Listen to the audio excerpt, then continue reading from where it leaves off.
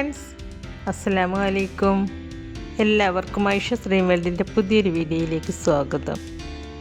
ഇന്ന് നമ്മൾ തയ്യാറാക്കുന്നത് ഡേറ്റ്സ് ആൻഡ് ലെമൺ പിക്കിളാണ്.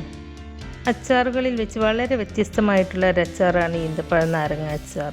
ഇതിന് എരിവും പുളിയും മധുരവും എല്ലാം കൂടി ചേർന്ന് നല്ലൊരു ടേസ്റ്റാണ്.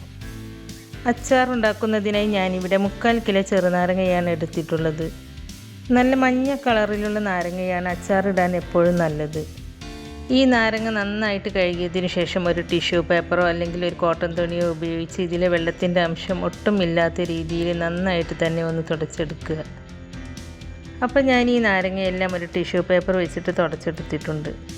ഡേറ്റ്സ് ആൻഡ് ലെമൺ പിക്കിൾ ഉണ്ടാക്കുന്നതിനുള്ള മറ്റൊരു പ്രധാന ഇൻഗ്രീഡിയൻ്റാണ് ഈന്തപ്പഴം. ഞാനിവിടെ 1/4 കിലോ ഈന്തപ്പഴമാണ് എടുത്തിട്ടുള്ളത്. ഞാനിതുപോലത്തെ നല്ല നീളത്തിലുള്ള ഈന്തപ്പഴമാണ് കേട്ടോ എടുത്തിട്ടുള്ളത്. നിങ്ങൾക്കിതിലേക്ക് വലുതോ ചെറുതോ നിങ്ങളുടെ അടുത്ത് ഏത് ഈന്തപ്പഴമാണ് ഉള്ളതെങ്കിൽ അതൊക്കെ ഇതിലേക്ക് എടുക്കുക കേട്ടോ. ഈ ഈന്തപ്പഴത്തിൽ നന്നായിട്ട് പൊടിയൊക്കെ ഉണ്ടാവും. അപ്പോൾ ആ പൊടിയൊക്കെ ഒന്ന് പോകാൻ വേണ്ടിയിട്ട് ഈ ഈന്തപ്പഴം ഞാനൊന്ന് കഴുകിയെടുത്തിട്ടുണ്ട്. ഇനി നാരങ്ങയുടെ കയ്പൊന്ന് കുറയാൻ വേണ്ടിയിട്ട് ഒരു പാനിൽ 2 ടേബിൾ സ്പൂൺ നല്ലെണ്ണ ഒഴിച്ച് കൊടുത്ത് ആ എണ്ണയിലിട്ട് ഈ നാരങ്ങ ഒന്ന് വാട്ടിയെടുക്കുന്നുണ്ട്. ഇപ്പം ഞാൻ മുഴുവൻ നാരങ്ങയും ഈ പാനിലേക്ക് ഇട്ട് കൊടുത്തിട്ടുണ്ട്. ഒരു 2-3 മിനിറ്റ് ഈ നാരങ്ങ ഈ എണ്ണയിലിട്ടൊന്ന് വാട്ടിയെടുത്താൽ മതി. ഈ നാരങ്ങ എണ്ണയിൽ കിടന്ന് വാടി ചെറുതായിട്ടൊന്ന് പൊട്ടി വരുന്ന സമയത്ത് നമുക്ക് ഫ്ലെയിം ഓഫ് ചെയ്യാം. ഇപ്പം ഈ നാരങ്ങ ചെറുതായിട്ടൊന്ന് പൊട്ടി അതിൻ്റെ ഉള്ളിൽ നിന്നും ചെറുതായിട്ട് നീരൊക്കെ പുറത്തേക്ക് വരുന്നുണ്ട്. ഈ ഒരു സ്റ്റേജിൽ നമുക്ക് ഫ്ലെയിം ഓഫ് ചെയ്യാം. ഇപ്പം ഞാൻ ഫ്ലെയിം ഓഫ് ചെയ്ത് കൊടുത്തിട്ടുണ്ട്. ഇനി ഈ നാരങ്ങ നന്നായിട്ടൊന്ന് ചൂടാറിയിട്ട് വരട്ടെ. അപ്പോഴേക്കും ഇതിലേക്ക് വേണ്ട ഈന്തപ്പഴത്തിൻ്റെ കുരുവൊക്കെ കളഞ്ഞിട്ട് കട്ട് ചെയ്തെടുക്കാം. ഞാനെടുത്ത ഈന്തപ്പഴം വലുതായതുകൊണ്ട് ഞാൻ 4 പീസായിട്ടാണ് കേട്ടോ കട്ട് ചെയ്തെടുക്കുന്നത്. നിങ്ങൾക്കിത് എങ്ങനെ വേണമെങ്കിലും കട്ട് ചെയ്തെടുക്കാം കേട്ടോ. ഇതുപോലെ തന്നെ കട്ട് ചെയ്തെടുക്കണം എന്നൊന്നുമില്ല. അപ്പോൾ നിങ്ങളുടെ ഇഷ്ടത്തിനനുസരിച്ചൊക്കെ കട്ട് ചെയ്തെടുക്കുക കേട്ടോ. അപ്പോൾ ഞാൻ ഈ ഈന്തപ്പഴമൊക്കെ കുരുവൊക്കെ കളഞ്ഞിട്ട് ഈ ഒരു രീതിയിൽ കട്ട് ചെയ്തെടുത്തിട്ടുണ്ട്. ഇനി നമുക്കിതൊരു ബൗളിലേക്ക് ഇട്ട് കൊടുക്കാം. അതിനുശേഷം ഈ ഈന്തപ്പഴത്തിലേക്ക് 2 ടേബിൾ സ്പൂൺ വിനാഗിരി ചേർത്ത് കൊടുക്കാം. ഇങ്ങനെ വിനാഗിരി ചേർത്ത് കൊടുത്താൽ ഈന്തപ്പഴം സോഫ്റ്റ് ആകാനും അതുപോലെ തന്നെ നാരങ്ങയുടെ കയ്പരസം കുറക്കുന്നതിനും സഹായിക്കും. വിനാഗിരി ചേർത്ത് കൊടുത്തതിന് ശേഷം ഈന്തപ്പഴം നന്നായിട്ടൊന്ന് മിക്സ് ചെയ്തെടുക്കുക. വിനാഗിരി ചേർത്ത് മിക്സ് ചെയ്തെടുത്ത ഈന്തപ്പഴം കുറഞ്ഞത് 1/2 മണിക്കൂർ നേരമെങ്കിലും അടച്ചു വെച്ച് ഒരു സൈഡിലേക്ക് മാറ്റി വെക്കുക. ഇപ്പോൾ നാരങ്ങയുടെ ചൂടൊക്കെ പോയിട്ടുണ്ട്. ഈ നാരങ്ങ ഇങ്ങനെ അങ്ങോട്ട് കട്ട് ചെയ്തെടുക്കരുത് കേട്ടോ. ഇങ്ങനെ കട്ട് ചെയ്തെടുത്താൽ അച്ചാറിന് നല്ല കയ്പായിരിക്കും. ഈ നാരങ്ങയുടെ പുറമെയുള്ള ഈ എണ്ണയൊക്കെ ഇതുപോലെ ഒരു ടിഷ്യൂ പേപ്പറോ അല്ലെങ്കിൽ ഒരു കോട്ടൺ തുണിയോ കൊണ്ട് നന്നായിട്ട് തുടച്ചെടുക്കണം. അച്ചാറിന് ഒട്ടും കയ്പില്ലാതിരിക്കാനാണ് നമ്മൾ നാരങ്ങ എണ്ണയിലിട്ട് വാട്ടിയെടുത്ത് ഇതുപോലെ തുടച്ചെടുക്കുന്നത്. അപ്പോൾ ഞാൻ ഈ നാരങ്ങയെല്ലാം ഒരു ടിഷ്യൂ പേപ്പർ വെച്ചിട്ട് തുടച്ചെടുത്തിട്ടുണ്ട്. ഇനി നമുക്ക് നാരങ്ങ കട്ട് ചെയ്തെടുക്കാം. ഞാനൊരു നാരങ്ങ 8 പീസായിട്ടാണ് കേട്ടോ കട്ട് ചെയ്തെടുക്കുന്നത്. നിങ്ങൾക്കിത് ഇതുപോലെ തന്നെ കട്ട് ചെയ്തെടുക്കണം എന്നൊന്നുമില്ല. ഇതിലും ചെറിയ പീസായിട്ട് വേണമെങ്കിൽ അങ്ങനെയും കട്ട് ചെയ്തെടുക്കുക. അതല്ല വലുതായിട്ടാണ് വേണ്ടതെങ്കിൽ അങ്ങനെയും കട്ട് ചെയ്തെടുക്കുക കേട്ടോ. കട്ടിങ്ങൊക്കെ നിങ്ങളുടെ ഇഷ്ടത്തിനനുസരിച്ച് കട്ട് ചെയ്തെടുക്കുക. അതുപോലെ ഈ നാരങ്ങ കട്ട് ചെയ്തെടുക്കുമ്പോൾ ഈ നാരങ്ങയിൽ നിന്ന് മാക്സിമം പറ്റാവുന്ന അത്രയും കുരുവൊക്കെ എടുത്ത് മാറ്റുക കേട്ടോ. ഇങ്ങനെ കുരുവൊക്കെ എടുത്ത് മാറ്റുകയാണെങ്കിൽ ഈ അച്ചാറിൻ്റെ കയ്പ്പ് രസം കുറയും. അപ്പോൾ ഞാൻ ഈ നാരങ്ങയിൽ നിന്ന് മാക്സിമം പറ്റാവുന്ന അത്രയും കുരു എടുത്ത് മാറ്റിയിട്ടുണ്ട്. കട്ട് ചെയ്തെടുത്ത നാരങ്ങ ഞാനൊരു ബൗളിലേക്ക് ഇട്ട് കൊടുക്കുകയാണ്. അതിനുശേഷം ഞാൻ ഈ നാരങ്ങയിലേക്ക് 2 ടേബിൾ സ്പൂൺ ഉപ്പ് ചേർത്ത് കൊടുക്കുന്നുണ്ട്. ഈ അച്ചാറിലേക്ക് ഇത്രയും ഉപ്പ് പോരട്ടോ. ബാക്കി നമുക്ക് അച്ചാർ ഉണ്ടാക്കുമ്പോൾ ചേർത്ത് കൊടുക്കാം. ഉപ്പ് ചേർത്ത് കൊടുത്തതിന് ശേഷം ഇനി ഇത് നന്നായിട്ടൊന്ന് ഇളക്കി യോജിപ്പിച്ചെടുക്കുക. ഇപ്പം ഞാനിത് നന്നായിട്ടൊന്ന് മിക്സ് ചെയ്തെടുത്തിട്ടുണ്ട്. ഇങ്ങനെ ഉപ്പ് ചേർത്ത് മിക്സ് ചെയ്തെടുത്ത നാരങ്ങ കുറഞ്ഞത് 1/2 മണിക്കൂറെങ്കിലും റെസ്റ്റ് ചെയ്യാനായിട്ട് വെക്കുക. അപ്പോൾ ഞാൻ ഈ നാരങ്ങ അടച്ച് വെച്ച് 1 മണിക്കൂർ റെസ്റ്റ് ചെയ്യാനായിട്ട് വെക്കുന്നുണ്ട്. ഇനി ഞാൻ ഈ അച്ചാറിലേക്ക് 6 പച്ചമുളക് വട്ടത്തിൽ കട്ട് ചെയ്തെടുത്ത് വെച്ചിട്ടുണ്ട്. പിന്നെ ഇതിലേക്ക് 1 കപ്പ് വെളുത്തുള്ളി തൊലി കളഞ്ഞെടുത്തിട്ടുണ്ട്. പിന്നെ ഈ ഒരു അളവിൽ ഇഞ്ചി എടുത്തിട്ട് തൊലി കളഞ്ഞിട്ട് അതും ചോപ്പ് ചെയ്തെടുത്ത് വെച്ചിട്ടുണ്ട്. ഇനി നമുക്ക് അച്ചാറുണ്ടാക്കി തുടങ്ങാം. അതിനായിട്ട് ഒരു പാൻ അടുപ്പത്ത് വെച്ചിട്ടുണ്ട്. ഈ പാൻ ചൂടായിട്ട് വരുമ്പോൾ അതിലേക്ക് 1/2 കപ്പ് നല്ലെണ്ണ ഒഴിച്ച് കൊടുക്കുക. അച്ചാറുണ്ടാക്കുമ്പോൾ എപ്പോഴും നല്ലെണ്ണയിൽ ഉണ്ടാക്കിയെടുക്കുന്നതാണ് നല്ലത്. നല്ലെണ്ണയിൽ ഉണ്ടാക്കിയെടുത്താൽ അച്ചാർ ഒരുപാട് കാലം കേടുകൂടാതിരിക്കും. അപ്പോൾ അച്ചാറുണ്ടാക്കാനായിട്ട് എപ്പോഴും നല്ലെണ്ണ തന്നെ എടുക്കുക കേട്ടോ. എണ്ണ നന്നായിട്ട് ചൂടായി വരുമ്പോൾ ഇതിലേക്ക് 1 ടീസ്പൂൺ കടുക് ചേർത്ത് കൊടുക്കുക. കടുക് നന്നായിട്ട് പൊട്ടിക്കഴിയുമ്പോൾ കുറച്ച് കറിവേപ്പില ചേർത്ത് കൊടുക്കുക. അതിനുശേഷം ചോപ്പ് ചെയ്ത് വെച്ച ഇഞ്ചി ചേർത്ത് കൊടുക്കുക.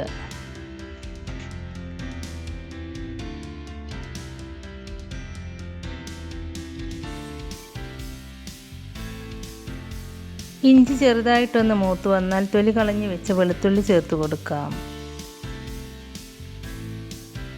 അതിൻ്റെ കൂടെ തന്നെ കട്ട് ചെയ്ത് വെച്ച പച്ചമുളകും ചേർത്ത് കൊടുക്കുക. എന്നിട്ട് ഇതെല്ലാം മീഡിയം ടു ലോ ഫ്ലെയിമിൽ വെച്ചിട്ട് 2-3 മിനിറ്റ് നേരം വഴറ്റിയെടുക്കുക.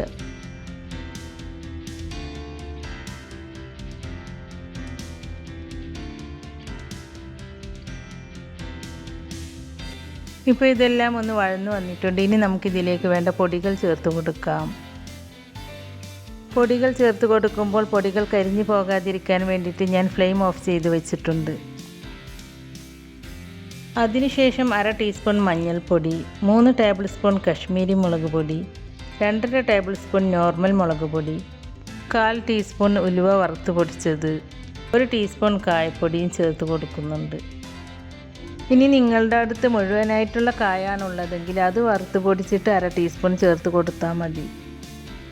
ഈ പൊടികളുടെ പച്ചച്ചുവയൊക്കെ മാറുന്നത് വരെ ഏകദേശം ഒരു 30 സെക്കൻഡ് നേരം ലോ ഫ്ലെയിമിൽ വെച്ചുകൊണ്ട് ഇതുപോലെ ഇളക്കി കൊടുക്കുക. അതിനുശേഷം നമ്മൾ നേരത്തെ ഉപ്പിട്ട് മിക്സ് ചെയ്ത് വെച്ച നാരങ്ങ, അതിലുള്ള നാരങ്ങ നീരോട് കൂടിയിട്ട് ഇതിലേക്ക് ചേർത്ത് കൊടുക്കുക.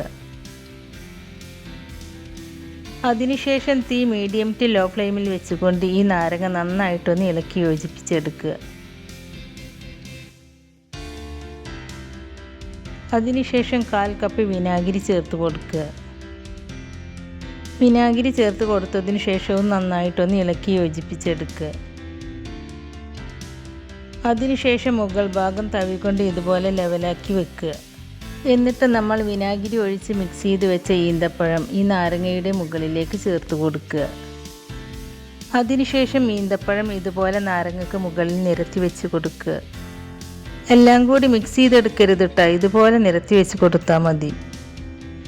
ഇനി ഇത് അടച്ച് വെച്ച് മീഡിയം ടു ലോ ഫ്ലെയിമിൽ വെച്ചിട്ട് ഒരു 3 മിനിറ്റ് നേരം വേവിച്ചെടുക്കുക. 3 മിനിറ്റിന് ശേഷം തുറന്ന് നോക്കി ഇതെല്ലാം നന്നായിട്ടൊന്ന് ഇളക്കി യോജിപ്പിച്ചെടുക്കുക.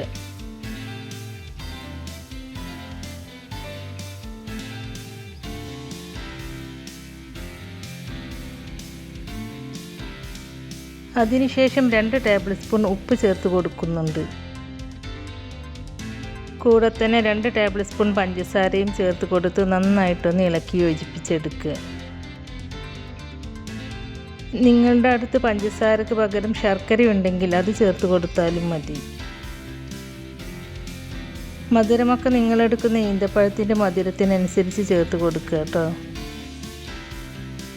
ഇനി നിങ്ങൾക്ക് പഞ്ചസാര ചേർത്ത് കൊടുക്കുന്നത് ഇഷ്ടമല്ലെങ്കിൽ അപ്പോൾ മധുരത്തിനനുസരിച്ച് കൂടുതൽ ഈന്തപ്പഴം ചേർത്ത് കൊടുത്താൽ മതി. എല്ലാം നന്നായിട്ടൊന്ന് ഇളക്കി യോജിപ്പിച്ചെടുത്തതിന് ശേഷം വീണ്ടും അടച്ച് വെച്ച് ഒരു 3 മിനിറ്റ് നേരം കൂടി മീഡിയം ടു ലോ ഫ്ലെയിമിൽ വെച്ചിട്ട് വേവിച്ചെടുക്കുക. 3 മിനിറ്റിന് ശേഷം തുറന്ന് നോക്കി നന്നായിട്ടൊന്ന് മിക്സ് ചെയ്തെടുക്കുക. അതിനുശേഷം ഈ അച്ചാറിൽ ഉപ്പും പുളിയും എരിവും മധുരവും ഒക്കെ കറക്റ്റാണോ എന്നൊന്ന് ചെക്ക് ചെയ്ത് നോക്കുക. ഈ അച്ചാറിൽ ഇപ്പോൾ എല്ലാം കറക്റ്റാണ്.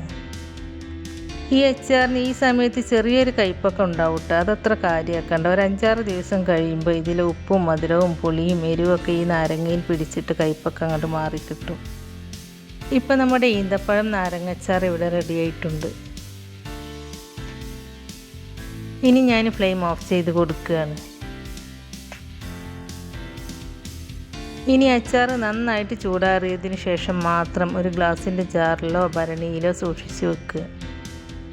അച്ചാർ കുറഞ്ഞത് ഒരു 5 ദിവസമെങ്കിലും വെച്ചിട്ട് അച്ചാർ നന്നായി സെറ്റായി വന്നതിന് ശേഷം മാത്രം ഉപയോഗിച്ച് തുടങ്ങുക. അതുപോലെ നിങ്ങൾ അച്ചാർ ഫ്രിഡ്ജിലേക്ക് വെക്കുകയാണെങ്കിൽ ഒരാഴ്ച കഴിഞ്ഞതിന് ശേഷം മാത്രം ഫ്രിഡ്ജിലേക്ക് വെക്കുക.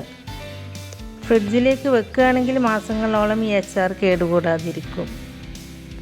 നമ്മൾ ഈ അച്ചാറിൽ വെള്ളമൊന്നും ചേർക്കാത്തത് കൊണ്ട് ഫ്രിഡ്ജിൽ വെച്ചില്ലെങ്കിലും പുറത്ത് വെച്ചാലും ഈ അച്ചാർ കേടുകൂടാതിരിക്കും. ഈ അച്ചാർ 8 മണിക്കൂറിന് ശേഷം നല്ലതുപോലെ ചൂടാറി വന്നിട്ടുണ്ട്. ഇനി ഞാനിത് നന്നായിട്ടൊന്ന് മിക്സ് ചെയ്തെടുക്കുന്നുണ്ട്. അപ്പോൾ വളരെ ടേസ്റ്റി ആയിട്ടുള്ള ഈ അച്ചാർ ഈന്തപ്പഴം കഴിക്കാൻ മടിയുള്ള കുട്ടികൾക്ക് പോലും ഇഷ്ടമാവും. അച്ചാർ നന്നായിട്ട് ചൂടാറി വന്നാൽ എയർ ടൈറ്റുള്ള ഗ്ലാസിൻ്റെ ജാറുകളിലോ അല്ലെങ്കിൽ ഭരണിയിലോ സൂക്ഷിച്ച് വെക്കുക. അച്ചാർ സൂക്ഷിച്ച് വെക്കുന്ന ഗ്ലാസ് ജാർ ചൂടുവെള്ളത്തിൽ കഴുകിയിട്ട് വെയിലത്ത് വെച്ച് ഉണക്കിയതിന് ശേഷം അതിൽ വെള്ളത്തിൻ്റെ അംശം ഒട്ടുമില്ല എന്ന് ഉറപ്പ് വരുത്തിയതിന് ശേഷം മാത്രം അച്ചാർ അതിൽ സൂക്ഷിച്ച് വെക്കുക. അതുപോലെ അച്ചാർ എടുക്കുന്ന സ്പൂണിലും വെള്ളത്തിൻ്റെ അംശം ഒട്ടും ഉണ്ടാവരുത്. ഇങ്ങനെയൊക്കെ ശ്രദ്ധിക്കുകയാണെങ്കിൽ പൂപ്പലൊന്നും വരാതെ ഒരുപാട് കാലം അച്ചാർ കേടുകൂടാതിരിക്കും. അപ്പോൾ നിങ്ങളെല്ലാവരും ഈന്തപ്പഴം നാരങ്ങച്ചാർ ഇതുപോലെ ഒന്ന് ഉണ്ടാക്കി നോക്കിയിട്ട് അതിൻ്റെ ഫീഡ്ബാക്ക് കമൻറ്റായി എഴുതി അറിയിക്കാനും മറക്കരുത്. നമ്മുടെ ഇന്നത്തെ റെസിപ്പി നിങ്ങൾക്ക് ഇഷ്ടമായിട്ടുണ്ടെങ്കിൽ ലൈക്ക് ചെയ്യുകയും നിങ്ങളുടെ ഫ്രണ്ട്സിനും ഫാമിലിയിലേക്കൊക്കെ ഒന്ന് ഷെയർ ചെയ്ത് കൊടുക്കുകയും അതുപോലെ ചാനൽ സബ്സ്ക്രൈബ് ചെയ്യാതെ പുതുതായി ആരെങ്കിലും കാണുന്നവരുണ്ടെങ്കിൽ ഒന്ന് സബ്സ്ക്രൈബ് ചെയ്ത് സപ്പോർട്ട് ചെയ്യുകയും ചെയ്യണേ. സബ്സ്ക്രൈബ് ചെയ്യുമ്പോൾ കൂടെ കാണുന്ന ബെല്ലൈക്കണിൽ ക്ലിക്ക് ചെയ്ത് അതിൽ ആളെന്ന ഓപ്ഷൻ തന്നെ എനേബിൾ ചെയ്ത് വെക്കുകയാണെങ്കിൽ പുതിയ റെസിപ്പീസ് അപ്ലോഡ് ചെയ്യുമ്പോൾ അതിൻ്റെ നോട്ടിഫിക്കേഷൻ നിങ്ങൾക്ക് കിട്ടുന്നതാണ്. ഇൻഷാ അല്ലാഹ് പുതിയ റെസിപ്പീസുമായി വീണ്ടും വരാം. Thank you.